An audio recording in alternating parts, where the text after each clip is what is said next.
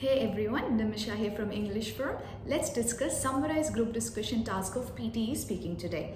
This is one of the new questions which got added in the latest updates of 2025 and many students are worried about it. Honestly, it's really simple even though it is the longest task in the exam. So in the initial part of the video, we'll go through the basics very quickly and then I'll show you how to do this task, how to take down notes, and I'll also include a template which you can make use of. So let's go into it. So Summarize Group Discussion is a pretty straightforward task where you listen to an audio which could be around 2 minutes long, and in the audio it is not just one person speaking, there could be up to 3 people speaking with the discussion. And in the test you will get 2 to 3 of these items, and the first thing that we do with every task of PTE, we need to see whether it's important or not. So Summarize Group Discussion is clearly a high scoring task which carries 31 marks out of 90 for both or 2 to 3 questions, and out of the 31 marks it contributes marks to 2 modules, your speaking and listening. It's almost equally shared between both the modules.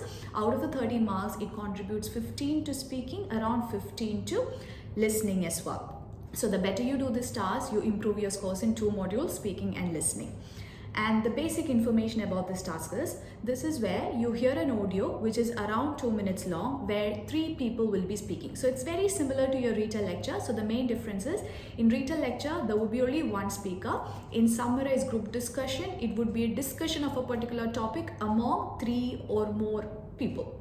It could be students, it could be a professor and student, it could be a group of 3 people mostly. And the question audio is around 2 minutes long. After the audio, you will get only 10 seconds to prepare yourself, and after the 10 seconds, you need to speak also for 2 minutes time. 2 minutes time is the time given to speak. That doesn't mean you have to speak for the entire 2 minutes. Ideal duration of time to speak is 1.5 minutes. So how to do this task? The most important aspect of this task is having enough notes taken down. As you may have noticed, after the audio, you get only 10 seconds to prepare, which is not much.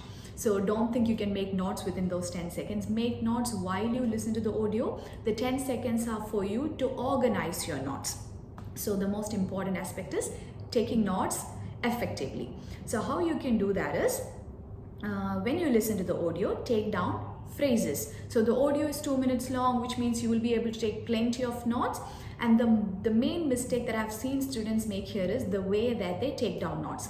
First mistake, they try to write a lot of information and they're trying to write really fast, especially with the kind of notebook, the plastic notebook, the erasable one, and the marker pen that they provide in the exam. Your handwriting is going to be a bit more worse than normal. So even though you took a lot of notes, by the time you are ready to speak, you won't be able to understand your own handwriting. This has happened to many students. So the first and most important aspect here is, when you make notes, do not try to capture every single thing that you hear. Note down the key points, and the way that you take down notes should be clear enough and neat enough for you to read. Second thing, trying to take down every single thing that you hear. So when you make notes, I've seen students make this mistake. They are not even trying to understand the meaning of the audio. They randomly take down some words that they hear, and when they try to read from their note, they don't understand what they're talking about. So you don't need every single aspect of the audio included in your answer. You only need the main key points. So the best way that you can take down notes is, when you hear a point, just note down the important keyword phrase from it, and you need to make note here. While you're taking those phrases, the next point that they mention, you can miss it, because while you're taking it and you jump to the next point, you're going to miss both of them. So finish what you're writing, skip the next point, take down the third one that you hear. So the idea here is, make notes of alternative phrases. Do not try to take down every single thing that you hear. So how many phrases do you need to cover the time given to speak? So let's go to that. You will get 2 to 3 questions. Each question will be 2 to 3 minutes long audio, 10 seconds for you to prepare, 2 minutes to summarize what you heard. You don't have to speak for the 2 minutes, 1.5 minute minimum is perfect. So when you take down notes, focus on the main ideas, contrasting opinions, the main important information and the conclusion. And when you note down, you can do it in 2 different ways, because there are 3 speakers. Either you can put all the ideas of speaker 1 together, speaker 2 together, speaker 3 together in 3 different tables, or you can go in the order of the audio. So let's say speaker 1 spoke, you write that phrase. Speaker 2 spoke, you write that phrase. Speaker 3 spoke, write that phrase. Again, speaker 1, you don't have to go back to the speaker 1, you can just continue again. So when you make notes, mark it as S1, S2, S3. So you know speaker 1, speaker 2, speaker 3. And when you answer as well, if you get confused with the speakers, you don't really remember was it speaker 1 or speaker 2, do not bother, because the scoring criteria for this task is only 3 parameters. That's your content, pronunciation and fluency. So even if you got wrong with the speakers, you mentioned speaker 3 instead of speaker 2, you're not going to lose any points as long as you maintain your fluency, pronunciation and content. And content is the important key points of the audio. So pronunciation, when you speak clearly, confidently. You don't have to go too fast. Speak in a natural pace that is comfortable for you. And fluency means you need to speak in a smooth manner without hesitations. And the main reason why students hesitate is because first thing, they're not able to read their notes, so they struggle to read what they have written down. Second, they are trying to make it grammatically correct. They are trying to add extra information while they speak, and when they do that, they get confused with the grammatical structure of the sentence, and then they slow down, they try to correct it grammatically. The most important advantage of the PTE speaking part, your grammar and vocabulary is not evaluated. So when you answer summarize group discussion, even if you made a grammar mistake, you're not going to lose any marks. Keep going on. You use simple words, simple sentences. It's perfectly fine.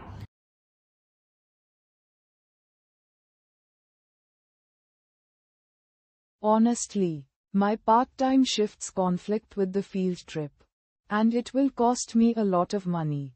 But even if I take the day off, the lost wages would set me back more than I can afford right now. So I think I'll have to sit this one out. After all, the trip is just an optional one. You are right. Optional.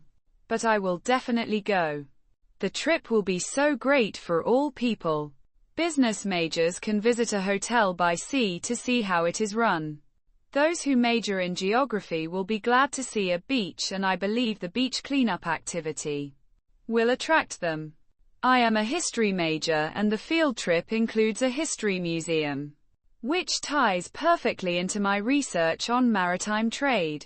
So, why miss out on a free trip with friends? Let me think twice. A free trip with a lot of friends? I have to admit it will definitely be a great chance to socialize. You know, I've been wanting to meet more people outside my major. Maybe I'll see if I can swap my work shift. My coworker owes me a favor. So fingers crossed. I won't go, either. Although I am from the business department, I see no point for business students to go so far just to visit a seashore hotel. Hotels are almost everywhere in the city, aren't they? A seashore one won't make any difference. Isn't it just a glorified ad for the resort sponsor? All the same as hotels in the city? I am afraid not. In fact, a hotel by sea involves very different management than the urban counterparts. And you can imagine guests on the beach will raise many different requests to the hotel. So you can learn a new style of hotel management. You are so persuasive, and now I'd love to. But I will have a very, very important football match that weekend to take part in. I am one of the team's starters. So my absence would drive the coach and my teammates mad. You don't know how long and how hard all of us have been preparing for the match. I see your point. However, I really hope you can reconsider the field trip and join us. Besides, the hotel will help you a lot on your major. Don't forget the history museum I just mentioned. I hear the museum has a wonderful sports history section. Didn't you say your team's researching athlete nutrition trends? You could totally find relevant archives or old studies there. And that could even give your team an edge. Well, The sports history section does sound interesting. Our coach has been pushing us to study past training methods lately. But the football tournament is a big deal for our team. We've been practicing for months. I'll think about it. But don't get your hopes up. Okay. Now you guys have got me tempted. Everyone keeps saying the beach cleanup activity is a good icebreaker among people from different departments. Plus, I've never been to that history museum. And it might be a nice change from my usual routine. But no promises.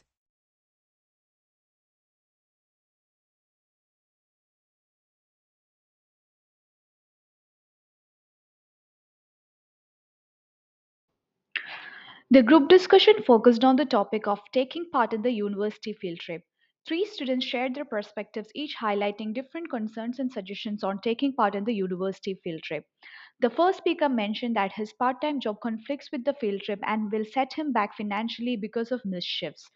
The second speaker elaborated on business majors, geography majors, and history majors benefiting and enjoying the field trip. The speaker one talked about a great opportunity to socialize and will try to change his shift because of the opportunity. The third speaker highlighted that the business students might not actually benefit from the field trip and it sounds like an advertisement for the hotel. The second speaker said that he could learn new styles of hotel management by seeing how the hotel manages different requests at the same time. However, speaker 3 mentioned that he has football match on the same day and he might not be able to make it. The speaker to encourage him to rethink his decision because of the sports history section and our chats in the hotel, which would benefit him and understand better.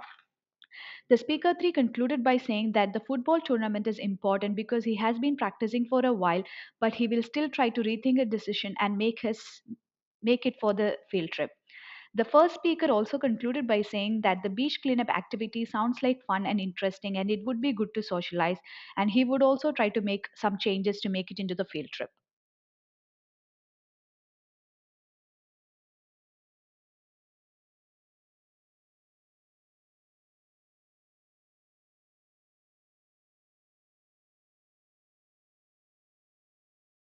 So it's a pretty straightforward task, guys. It's very similar to retail lecture. Only difference is it's longer than retail lecture and instead of one speaker, three people will be speaking. The most important things to keep in mind as a quick summary, make notes effectively. Do not try to take down everything that you hear. Take down your notes neatly. Do not just keep writing random words here and there. Keep your notes organized, and if you get stuck while you speak or you made a mistake while you speak, just keep going on, speak clearly with 100% confidence.